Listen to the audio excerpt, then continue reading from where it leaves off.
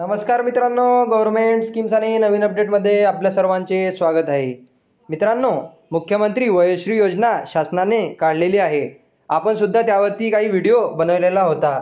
तर यामध्ये जे 65 वर्षावरील नागरिक आहे अशा सर्व ज्येष्ठ नागरिकांना शासनातर्फे 3,000 रुपये हे दिले जाणार आहेत.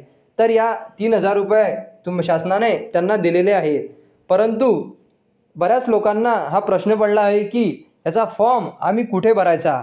काही ठिकाणी ऑनलाईन हे फॉर्म भरण्यात चालू आहे हे असे सुद्धा सांगण्यात आलेले होते. परंतु याचे फॉर्म हे ऑनलाईन पद्धतीने भरायचे नाही आहे.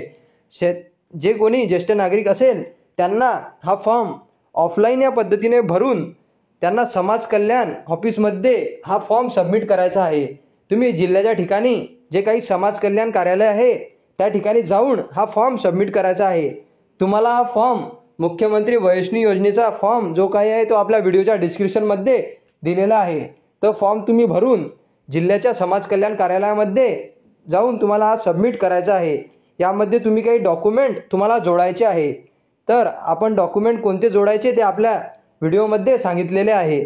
यामध्ये तुमचा आधार कार्ड, TC, फोटो, हे रेशन कार्ड, हे सर्व डॉक्युमेंट तुम्हाला याच्यामध्ये जोडायचे आहे.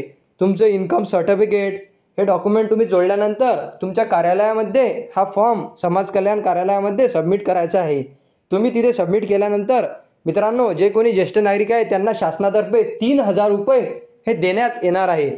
तर हा फॉर्म ऑनलाईन भरण्यात चालू नसून तुम्हाला हा फॉर्म ऑफलाईन या पद्धतीने भरायचा आहे.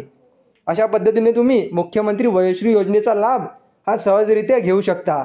तुम्हाला याबद्दल काही अडचण असेल तर आम्हाला कमेंट बॉक्समध्ये नक्की सांगा.